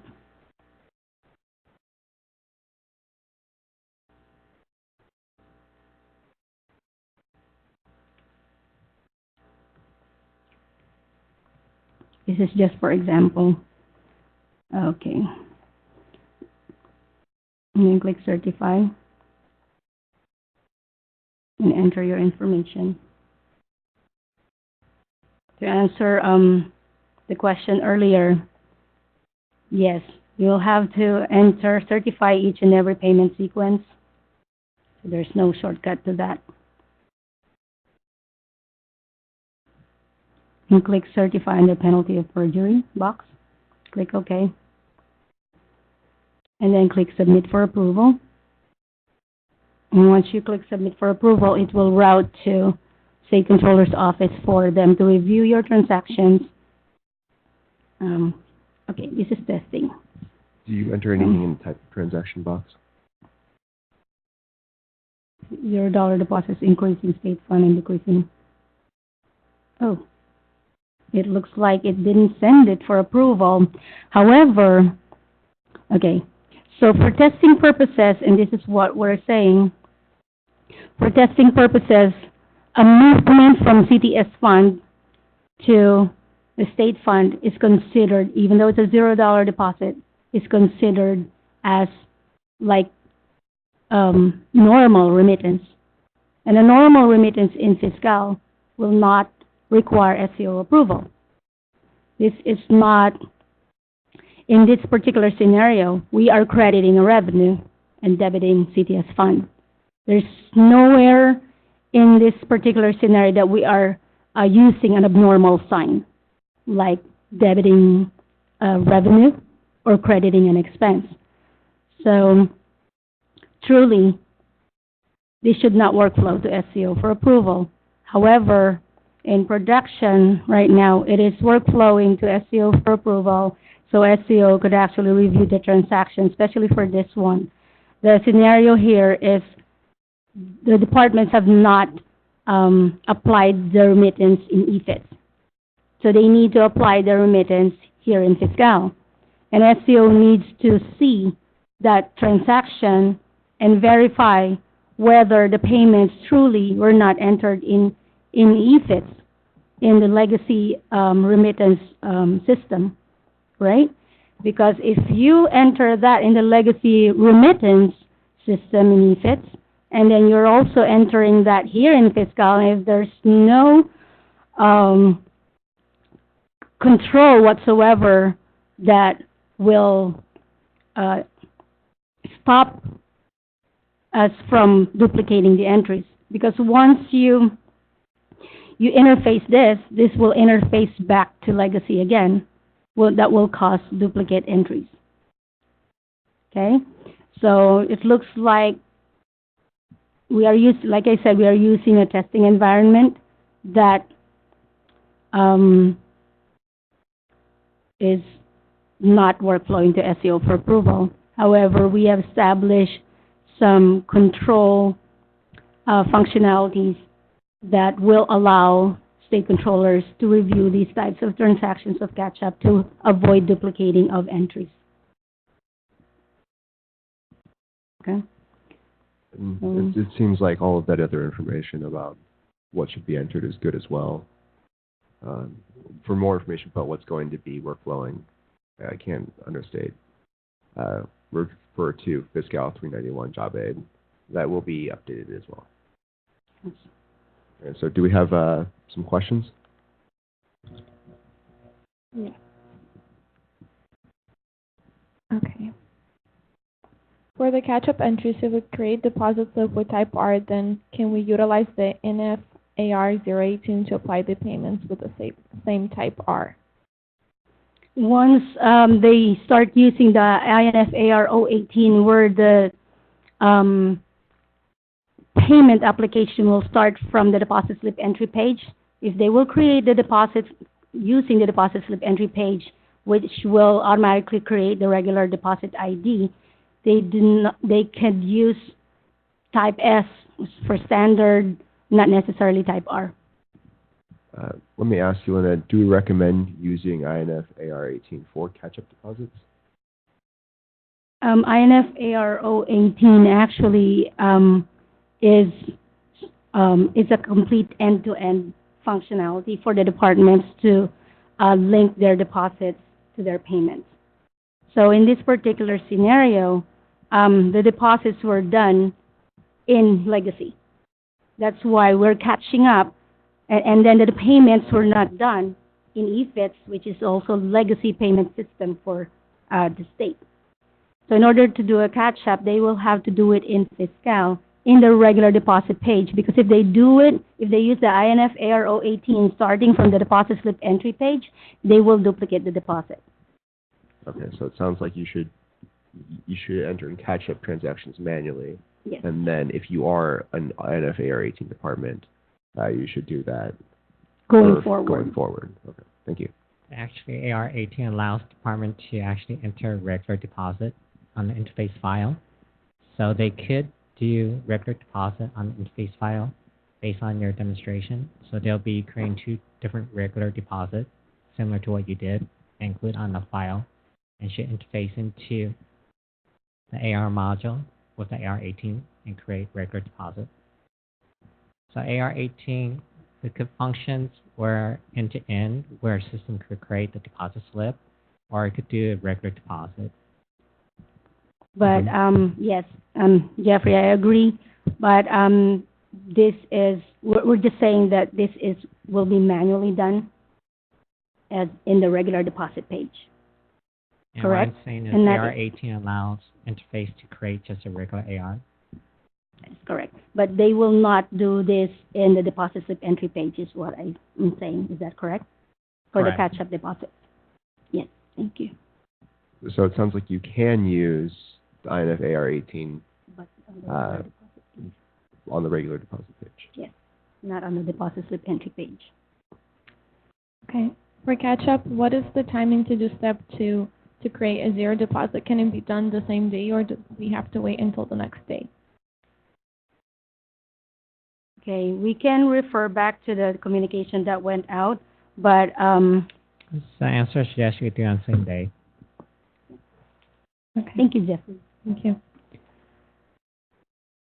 How do we post deposits that are not remitted to SCO, like ORF, salary, advance payment?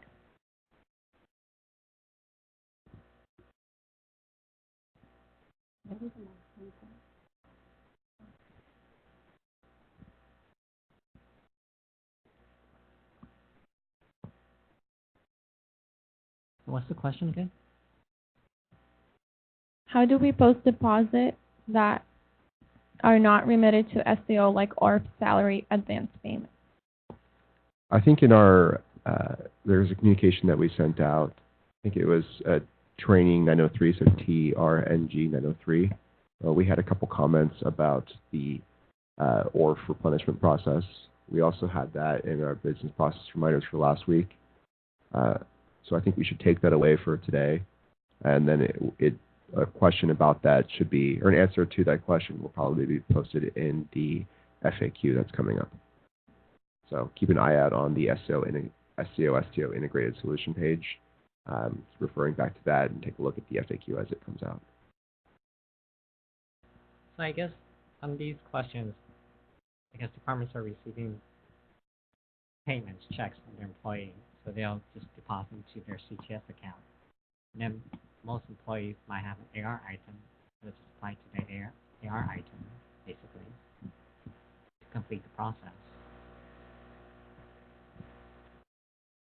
So that's basically, you're not actually remitting to the fund, you're setting up a accounts receivable within your CTS fund, and then you're collecting. Okay. We got a few questions on Z-type deposit. Is it correct if we use Z as deposit type for credit card payment, and what should be the deposit slip number, or what should the deposit slip number start with for credit card payments? It's system generated, so the system will automatically create a deposit slip, deposit type Z, and automatically generate deposit slip number and deposit slip ID. So the department will not need to enter any deposit information to create the deposit slip for these credit card payments. System will automatically generate in the morning. Okay. Thank you.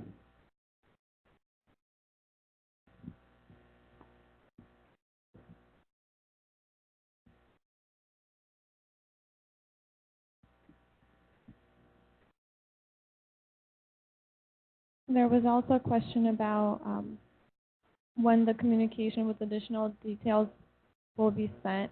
Departments are concerned that since they have to move from unapplied collections to unapplied receipts by this Friday, if the communication could be sent sometime today, or they're looking for a time frame. So from my understanding, there are some people from DOF on this call. So Yeah. if those people can work with their leadership to draft some communications, hopefully we can get out as soon as possible. I don't know if I can make any promises about today, but it will be a very high priority for Fiscal. Okay. And then there was a question of where can we find Business 906 on the Fiscal website. We don't post those communications on our website, but they should have been emailed to your department liaison, so please reach out to them. For Business 906, that would be the communication for the unapplied receipts. And then we also have info 905 and 907 for cutover communication.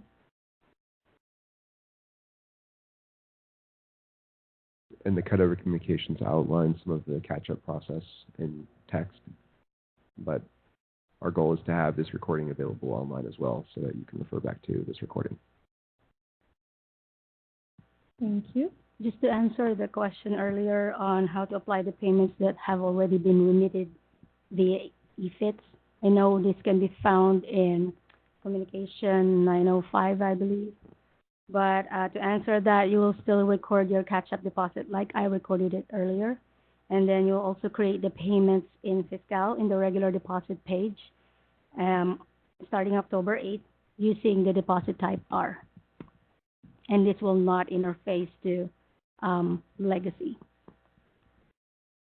You mean it will not work for approval? It will not workflow for approval. It will not be interfaced to Legacy. So to avoid duplication of entries. Okay, thank you.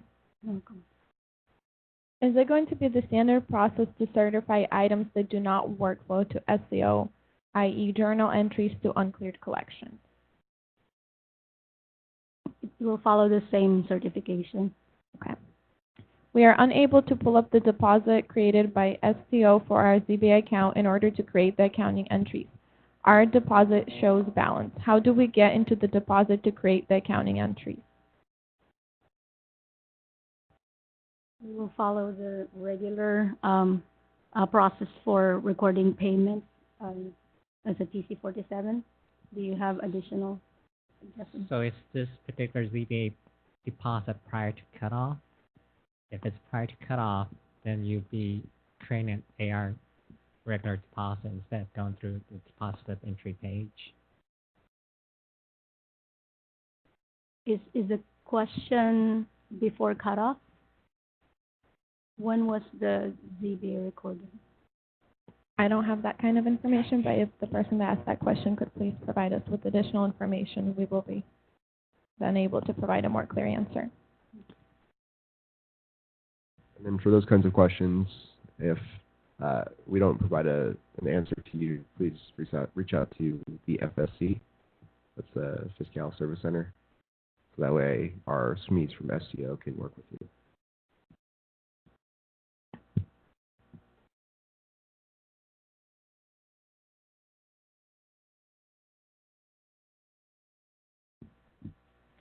What should departments do if their department liaison did not receive Business 906?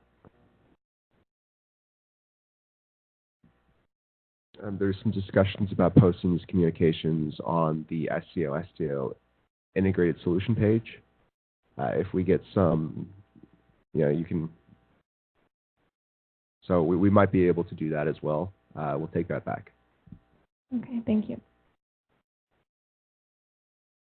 What's the naming convention for remittance advice for funds deposited directly in state treasury, such as federal drawdown? The naming convention or the process? The question says, what's the naming convention for RA, for funds deposited directly into SCO? I think it would just be the remittance advice process or a TC30. I believe that answers the question. Also other TC30, 31, 32. But they all fall under TC30.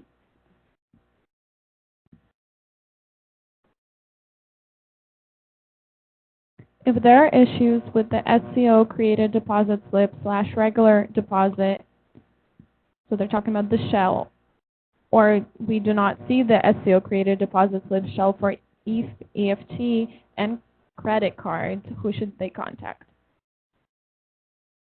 The FSC. Okay, thank you.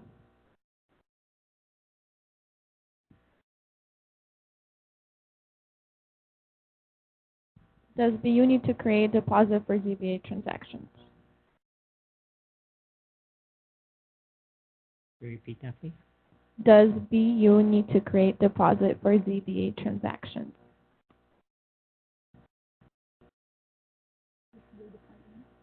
Department does not, they do not need to create the ZBA deposit. It's automatic deposit created by the system. Okay, thank you. It does sound like departments will need to apply the payments to those deposits, though. Correct. Okay. I think that will be all for questions, unless we get any last minute ones.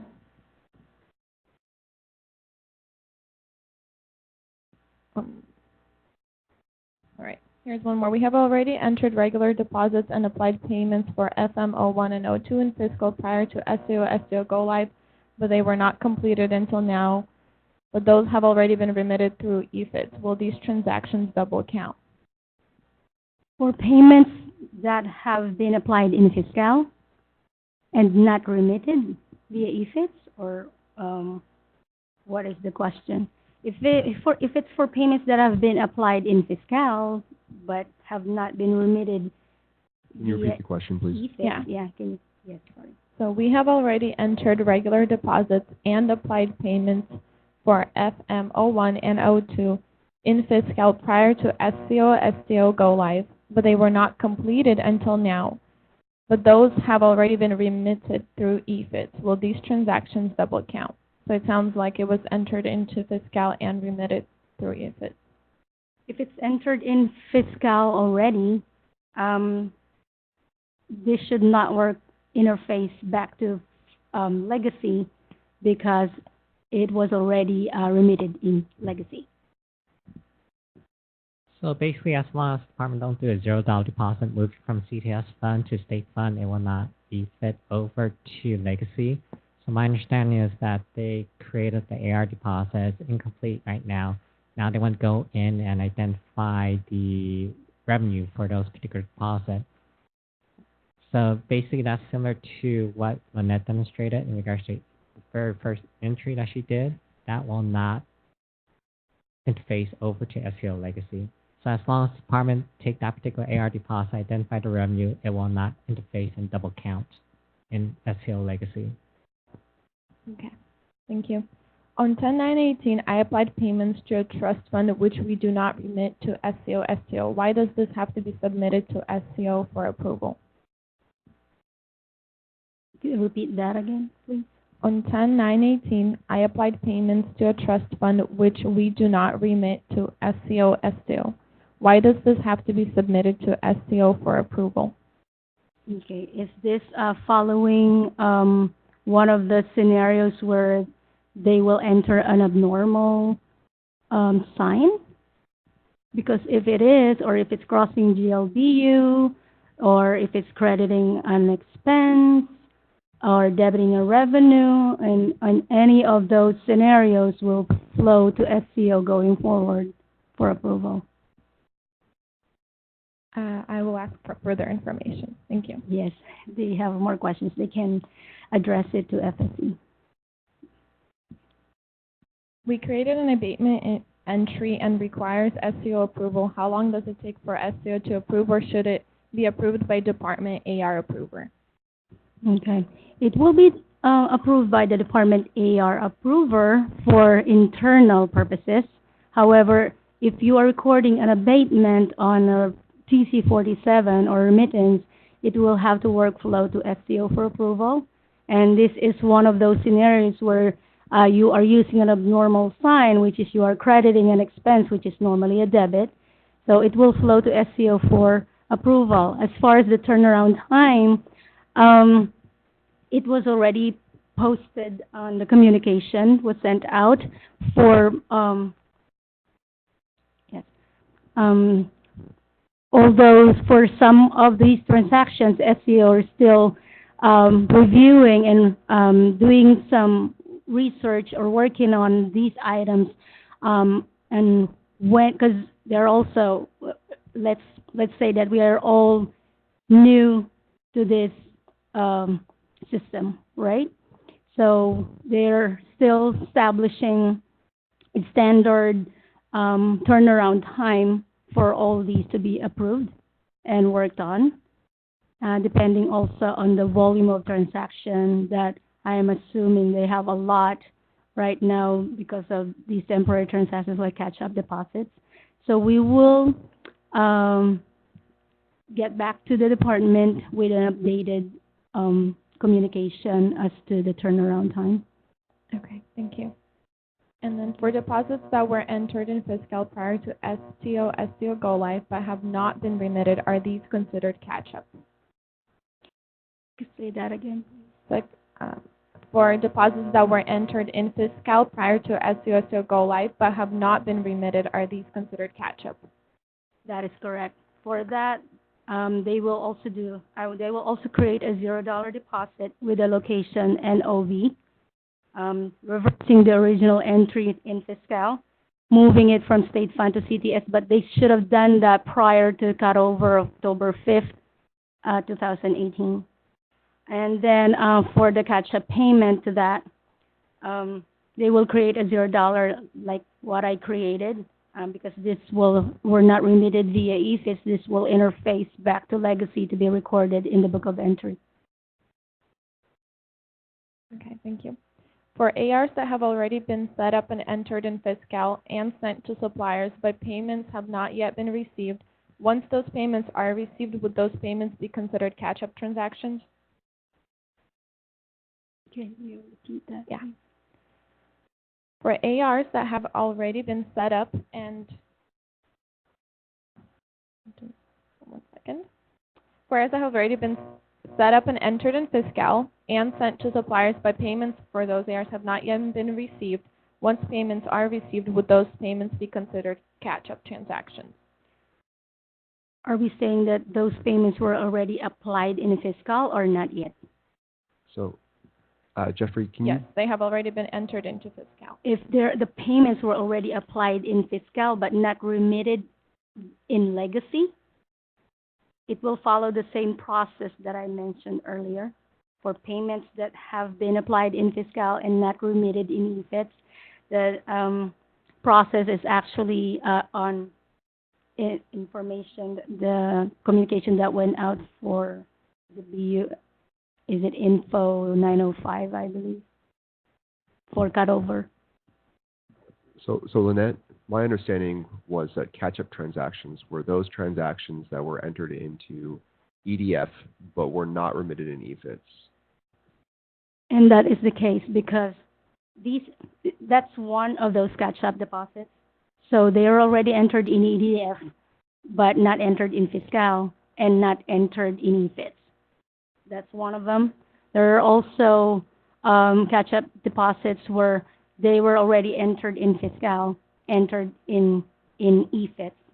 Oh, entered in EDF, entered in EFITS, but not entered in fiscal. For these types of transactions, they will still be entered in fiscal, but will not interface back to Legacy because it's already recorded in Legacy. So there are also included in that communication for cutover, there are also payments that have been applied in fiscal but not remitted via EFITS. And for that's what I mentioned earlier. And like I said, all these scenarios are available using the communication that went out for 905 for cutover. Okay, thank you. So basically, the question was, could abstract AR item would it be considered as catch-up? It depends whether or not EFITS was created for that particular EDF deposit. So if you did EDF but did not EFIT that, but it's in your fiscal as an AR deposit, so what you need to do is what Lynette demonstrated, where the very first thing was to create a regular deposit, hitting, in this case, unapplied receipts, then do a $0 deposit, reversing unapplied receipt, and then for the positive payment amount, you will identify AR item, and then that will create the EFITS transaction for you. So it all depends on that particular deposit. If deposit is already, if you create that particular deposit with deposit slip entry page, in fiscal, then that particular AR item would not be considered as a catch-up. So it depends whether or not it was defits or not. Okay, thank you. So we did our best to answer all of the questions, either in written form or verbally.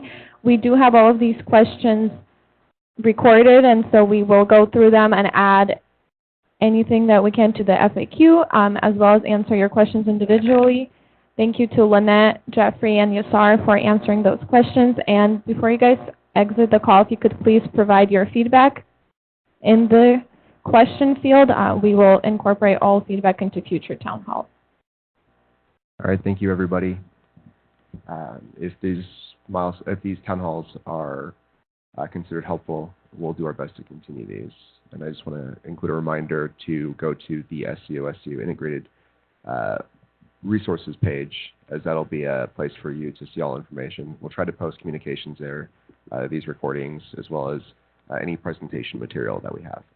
All right, thank you.